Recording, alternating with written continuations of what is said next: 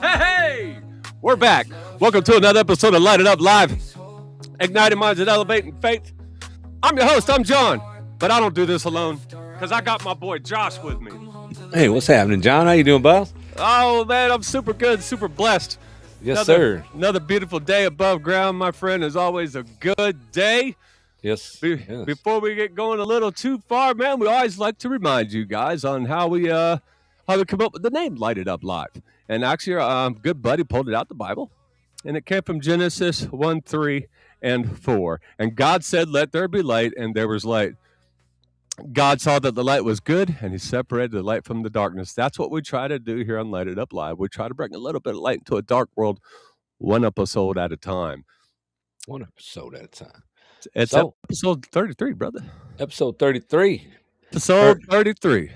All right. So got us a guest and everything. Man, boy, do we. That's what I heard. Do we have a guest today, man? Coming on today. He's going to be on in a little bit, you guys. So you guys stick around. Is Mr. Brian Paul. Brian Paul, boy, it's gonna be fire, man. He is the founder and president of Veterans for Life. He's the fire chief in Oklahoma, and he was in the Army National Guard. He actually got sent to the Oklahoma City bombing, dude. And he's got a story, man. He's overcome addiction. And now he's out there reaching back to veterans that suffer from addiction and pulling them out the fire. And man, I can't wait to hear his story, man, of overcoming. Oh man, what a blessing we got Sounds to have. Sounds like an awesome guest, man. Oh, dude, man, this is going to be good. I'm excited about this one, man. You excited? I'm excited, man. You know what I mean? Oklahoma City bombing, that was a serious incident. Oh my God, man.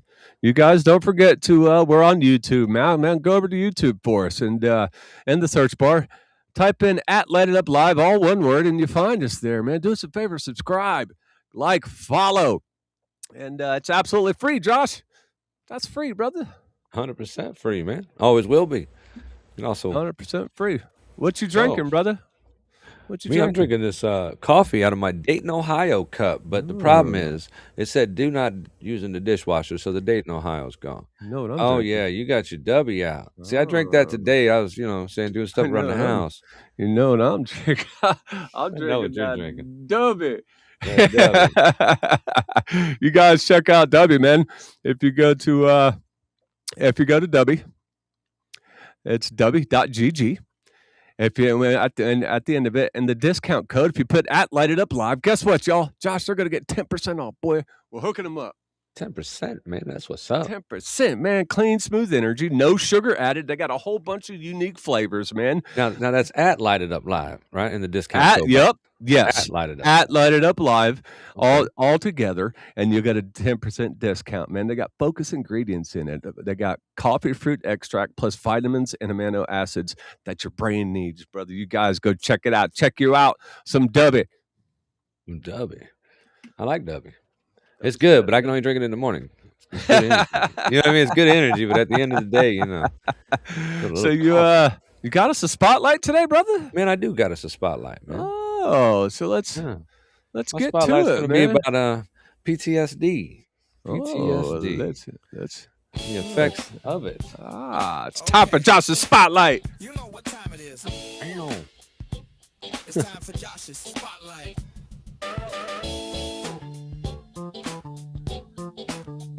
Man, I know. We love the Joshua Spotlight song. We do. Yes, we do. We're gonna have to.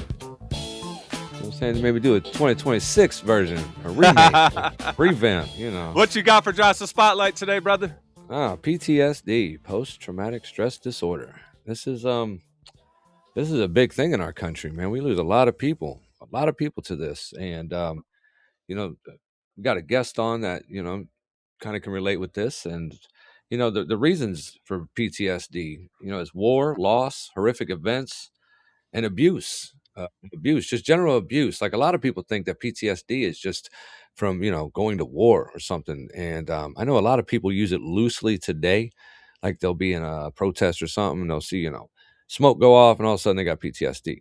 I don't know if it works that way, but abuse, it definitely does. There's a lot of people, a lot of young people grew up they were abused their whole life, and it could go two ways. You know what I mean? They could either dwell on it, be depressed about it, or they could be a better person. They could find God, and try to reach people that's been through that. I've been through a lot of abuse as a young person.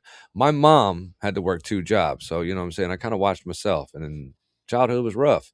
But there's no leaning on that, because if you change anything about your past, you're not going to be who you are today anyway. So I don't have no regrets and no tears here. You know what I'm saying? The symptoms of this is sadness, anger, depression.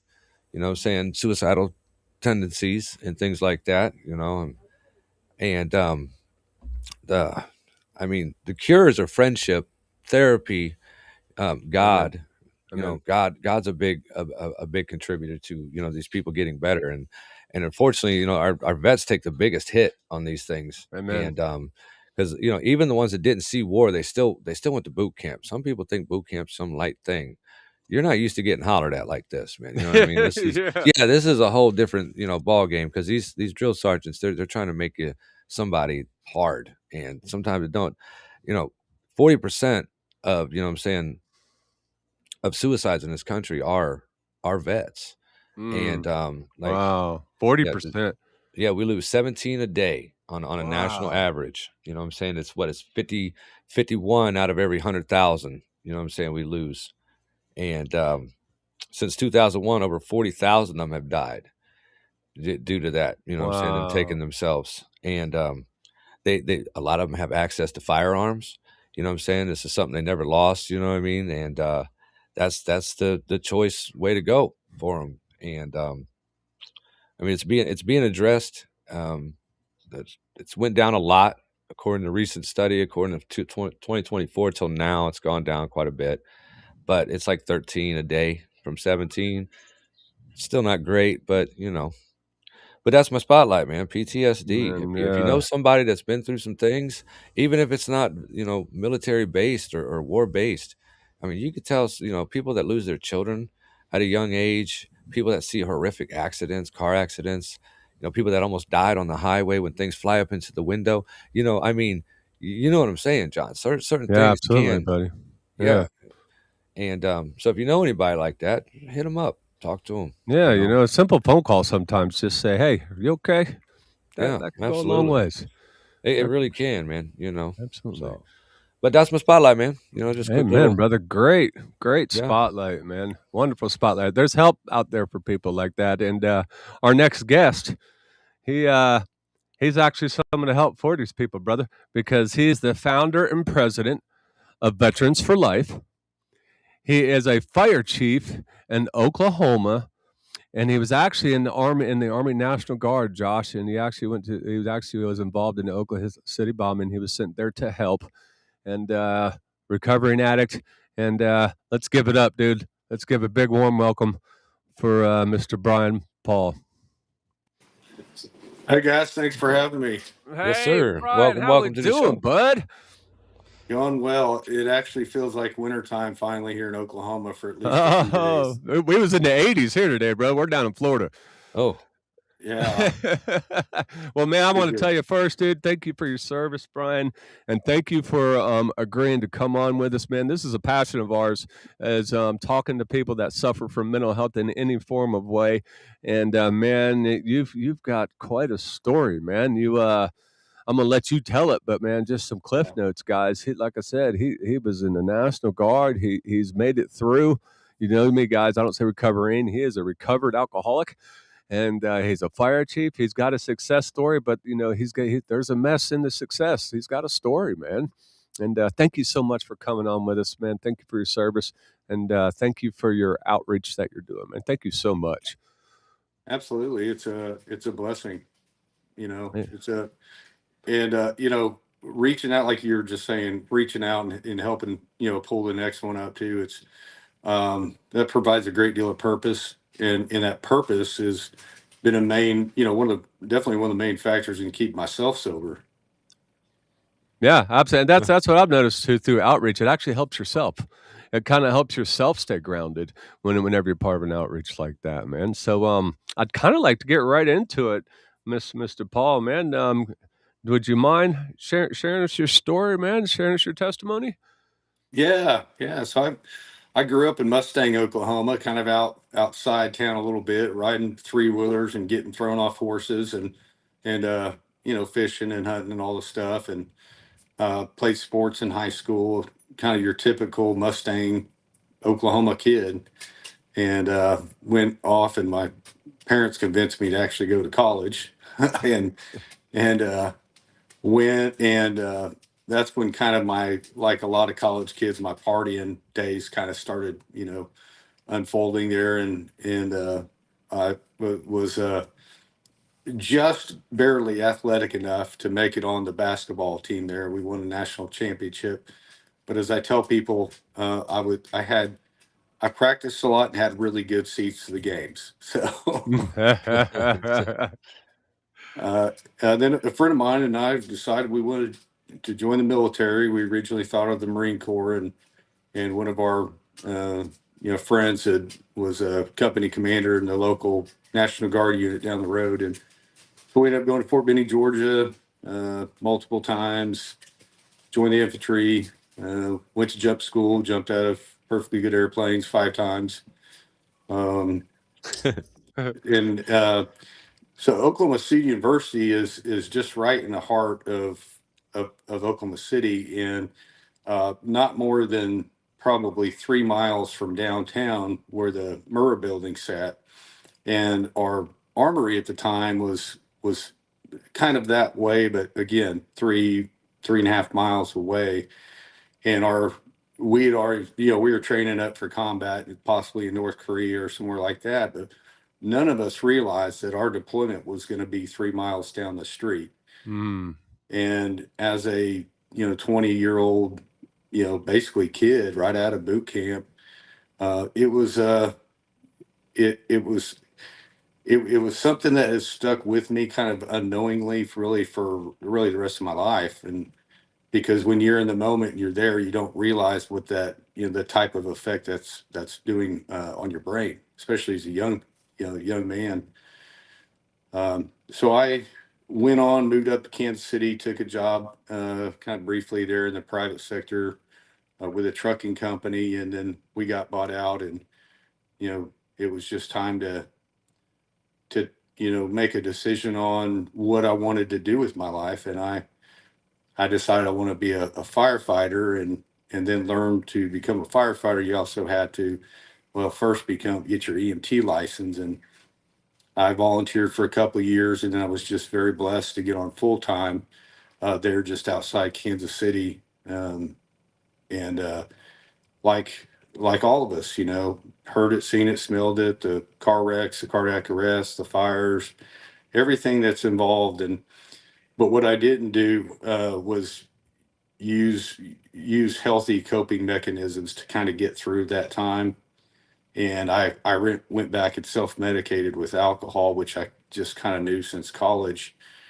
And my social drinking turned into a full-blown addiction where uh, I was coming in, I was taking drinks actually right before my shift started out in the parking lot just to keep my shakes down and be able to somewhat function. And then from there, ended up having to walk away from that job that I, committed, I think at that point, 5 or 6 years of my life towards, and lost my house, my marriage, 2 suicide attempts. Was homeless there for a period, off and on for about 2 years, and then just by my mother really not giving up on me and having just a sliver of hope that there was a reason for this, and that there was purpose ahead, some kind of purpose. I had no idea what that was, but it was just like God just tugging on my sleeve saying, hey, this is not the end for you. You've got a purpose, you've got a reason to be here. And so I finally was able to get into 90 days of treatment at a place called English Mountain Recovery, um, up in the Smoky Mountains of Tennessee, and was diagnosed with post traumatic stress, which was important because now we know the reason why all the drinking. At the time, I Right. didn't know even what that meant. And but now we had a reason why all the anxiety and depression and all the things that were driving me to drink so much, and just focused real heavy on it. There, towards the end of that, I kind of had a calling that I would help someone else. I didn't know what that looked like, but I've always been a helper, and I just wanted to continue to help people. And fast forward to now, 9 years later, running the organization, and 10 years later, sober. Amen. Yeah, 10 years. Awesome. Congratulations. I believe we've got somewhere over 80 other veterans and first responders in the treatment without a single suicide right here in Oklahoma. Wow. It's amazing. Unbelievable. That's incredible. Wow, what a story, man. What you guys don't know is he kind of briefly just skipped over it. He said when he said 3 miles from home, Josh, what he's talking about was the Oklahoma City bombing, dude. He was deployed there, and that's what he meant by being 3 miles from home was the Oklahoma City bombing, and that's what you're talking about, Brian, right? When you say now that you know where the kind of trauma began was there, huh? What looking back now, do you think that was like where all the trauma kind of began for you? Was that Oklahoma City bombing? After sitting down with my therapist there at English Mountain, she thinks that's probably so. That was just never dealt with. That, a lot of us, just tend to kind of bury, or, just for me, it was just trying to forget about the whole thing. Just trying to move past it. But that was likely so. And then the accumulation of traumatic calls as a firefighter and that type of thing. The loss of kids, bad outcomes with kids affects a lot of us. Yeah. It was just never properly dealt with it or even talked about it. Yeah. I don't even know if you ever can really deal with it in some cases. It's just some things you'd have to swallow. Yeah. Yeah. I couldn't do it. I mean, I could definitely try to save somebody, but I don't think choosing that as my profession, knowing that one of these times I'm going to go into a house and there's going to be a child in there that's not going to, I don't know. It definitely mentally changed me 100%, Yeah. Well, I've since learned, and of course I sometimes have to learn the hard way with everything, but I've since learned that it's very ego driven to believe that our plan is better than God's. Amen. Oh yeah. And that these things weren't my fault. That's right. It's God's plan, and we control what we can control and do the best we can, and that's all we can do. Amen, brother. Absolutely. Josh, you got any questions for Mr. Paul? I do, man. Did you guys when April 19th happened and the Oklahoma City bombing happened and you got the call and he was on the way and he was discussing it with your company on the way there, did the plan that you had before you saw actually what happened, change drastically once you actually got boots on the ground there at ground zero? Well, it changed multiple times for all of us, because at that time nobody really knew what was going on. We just knew that half that building was gone.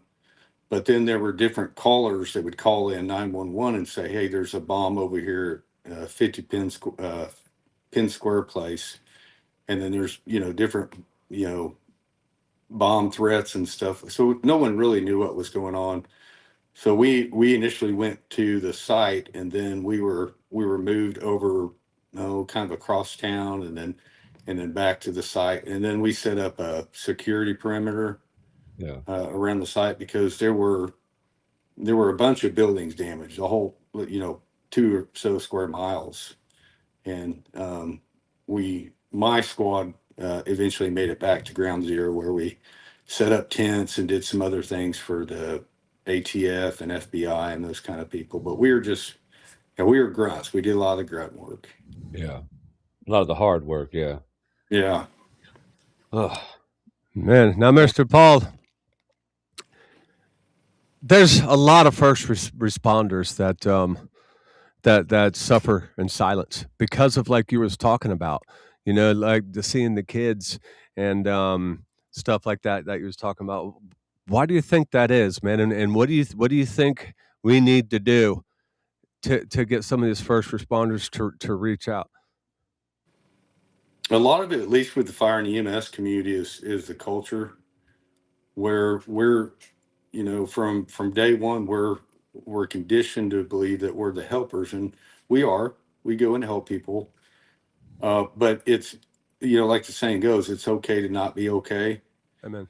And there, unfortunately, in the fire service, that culture entails if you open up to your chain of command, then you know it's just unfortunate that you could be blackballed from your crew. You could not get your promotion that you've worked hard Hmm. for. Wow. Um, you know all kinds of those different types of things at the station. But what I tell people is that the correct pathway there is not to go see your chain of command, your captain or lieutenant, whoever that might be, but to go see your HR person, because your HR person is then locked in by HIPAA and they can't share this with the crew. Hmm. Go into the HR person's office and tell them, I need help. I'm struggling with anxiety or alcoholism or drugs or whatever that might be. That person is locked in by HIPAA and other federal laws where that remains. The only person that will know is someone that you tell yourself. Right. Now your company you was with that day, or do you still communicate with them? I do a couple of the guys. Yeah, I Yeah. went to one of the guys I served with at the time I went to high school with, and another guy that I actually joined, my fraternity brother I joined with, Khalid. He's now a colonel. He's in charge of the whole 45th Infantry. So Yeah. he went a little further than I did. Yeah. Yeah. Both of y'all went further than I did. Say that. Yeah. I raised a whole bunch of kids. Thank you, sir. Now you say there's a point in time, Brian, that you yourself actually went through homelessness, man. You dealt with depression, lost a home, marriage. It sounded like, and but you survived all that, man. What's some advice if somebody's listening right now to this show, or if they play this back and they listen to it and they say, "Man, that's a lot like me." What's some advice that you can give them, man? And that's coming from somebody that right now is a fire chief that went through all that trauma, went through all those attempts, seen what you've seen, been homeless. Now you're a fire chief, got a family, and you're a success story. Coming from somebody like you, what can you tell those people? Regardless of how you feel, where you're at in your life right now, as you're struggling, there is hope. And that I'm like everybody else in the world. I have a great story of success. Just if someone were to tell, if someone would have told me then what I know now, what my life would be like, I would think they were high on something. But what I want people to know is the person that's struggling, there are other chapters out there. Life is full of ups and downs. To not give up and tell someone, tell your mom, tell your best friend, tell someone what's going on with you. It's Absolutely, man. it Talking takes, to somebody so big, yeah. it's And so I know big. how hard that is. I wasn't going to tell anyone, but tell someone what's going on with you. Yep. And to the person that is in the advocate role, someone that cares, that mother, father, brother, best friend, your role is to simply listen. Be a listening ear. You don't have to have that pressure on yourself to know the answers because you probably won't. But what that person needs is someone that cares and that will listen. Amen, brother. Now, I've seen in your bio too that you actually helped lead over 80 veterans and first responders to treatment. Man, what does that mean to you personally, bud? What's that mean to you personally for that accomplishment? Well, it's looking back, I'm always forward thinking. I've always got the next goal ahead of me, but looking back and just trying to sit still, it's I kind of look back to that time I was homeless in my car, Mm, suicidal, and it's just like God told me that there was something else out there. And now I look back and go, that's what it was. oh, That's Yeah. amazing. oh, okay. Yeah. I didn't have any idea, you know, but there may be more. There's maybe that that I've estimate, how many Yeah. people I think we've gotten into treatment. There may be more, probably is. But what I want people to know is the tip of the spear, the tip of the spear, and that is removing shame, guilt, and embarrassment and replacing it with hope, inspiration, and understanding. The tip of the spear. And then I you had was any more almost questions there, positive. I Mr. was I Josh? was positive you was gonna say edge of the knife after that too. Tip of the spear, edge of the knife. Oh, good old Bill Paxton, bro. Tip of the spear, edge of the knife. It's good You got stuff, any man. questions there, Mr. Josh? Well, I mean, the only other one I got is what was the most memorable thing that in your life from this point up? Hmm. Like out of everything. I mean, I know that's hard to pinpoint someone who's done so much, you know. Probably But the most memorable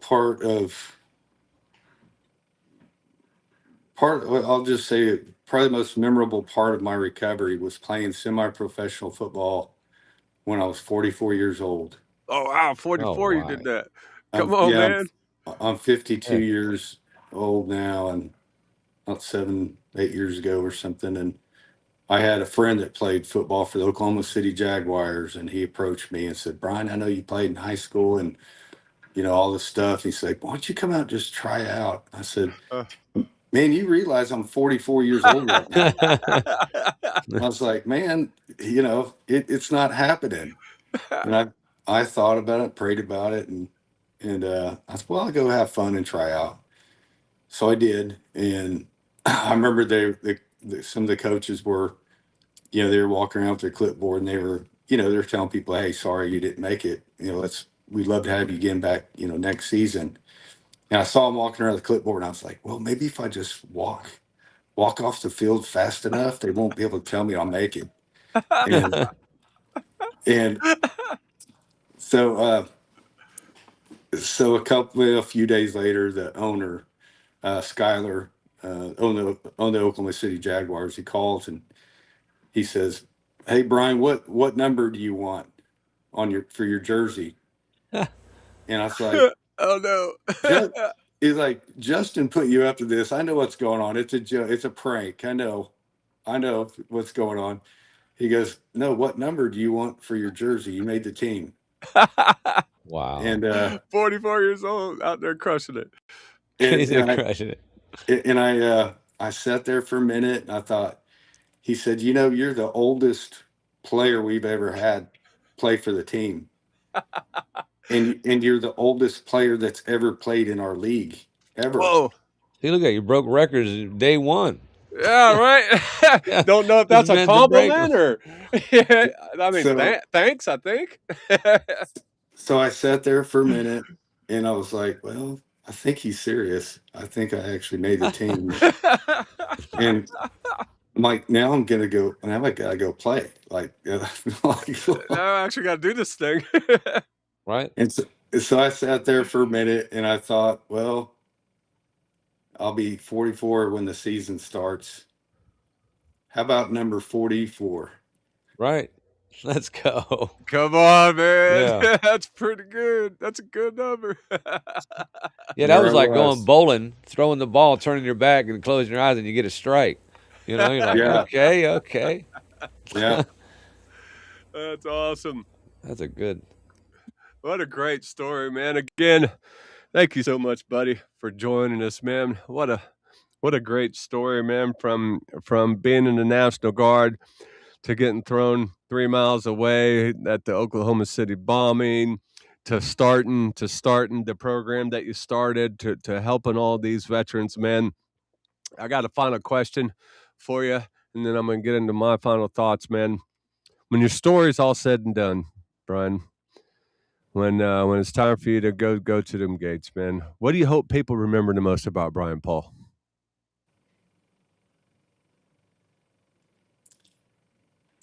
He just helped people.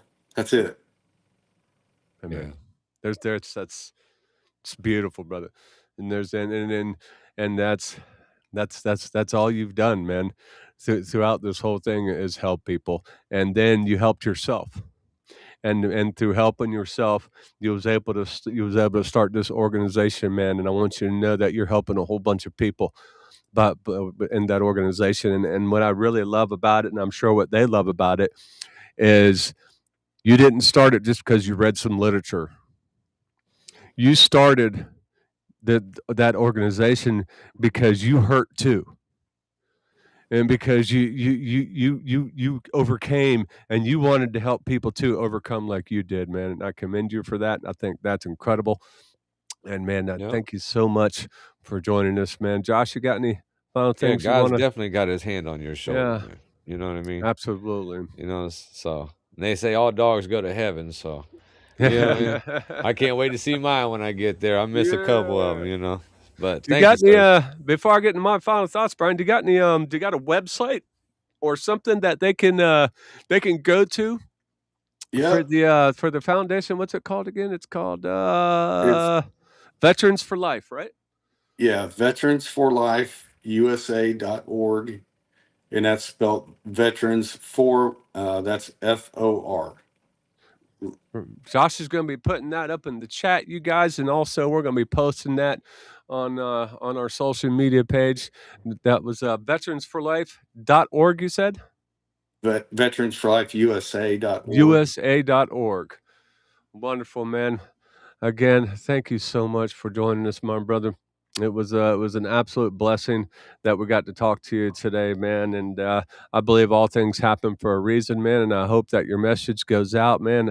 And I hope your organization gets the most success that it can. If you ever need anything from us here at Light It Up Live, man, if you ever got to get the word out about anything, you reach out to us, man. We'll help be a bat signal for your organization. If there's anything that we could possibly do, man, you let us know.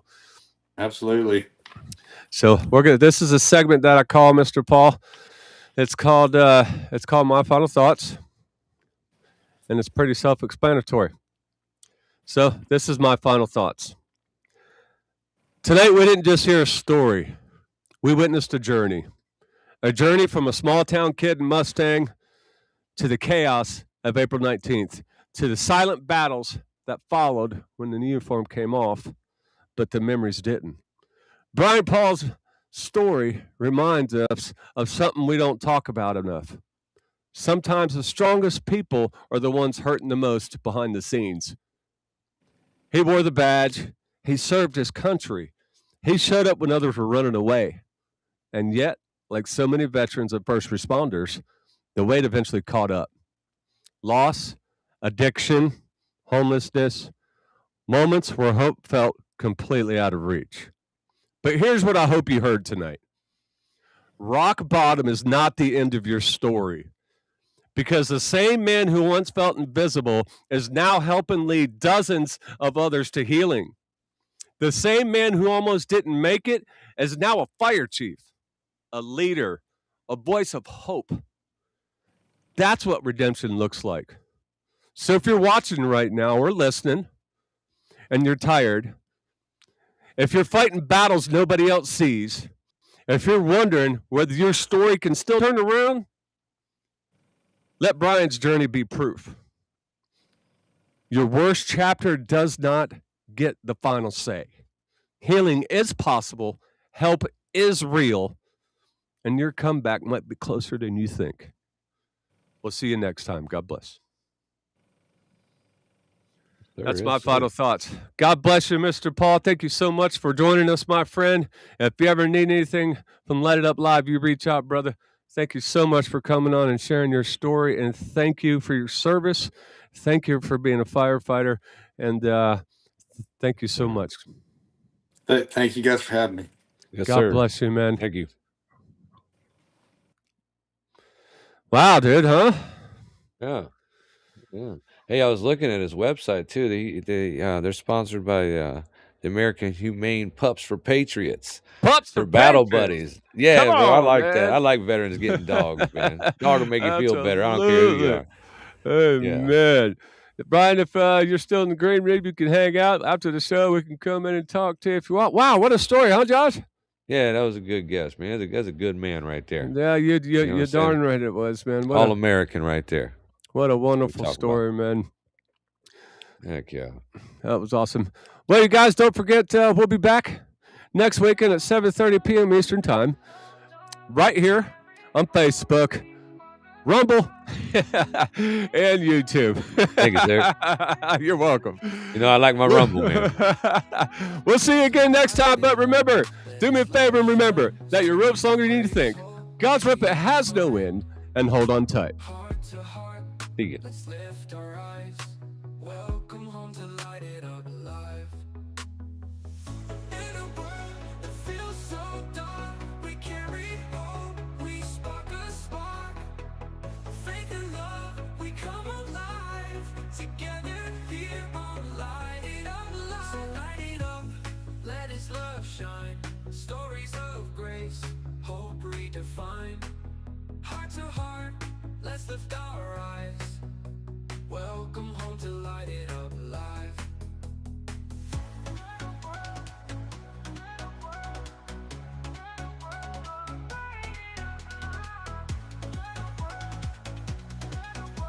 Welcome home to Light It Up Live. In a world that feels so dark, we carry hope, we spark a spark. Faith and love, we come alive. Together here on Light It Up Live. So light it up, let His love shine. Stories of grace, hope redefined. Heart to heart, let's lift our eyes.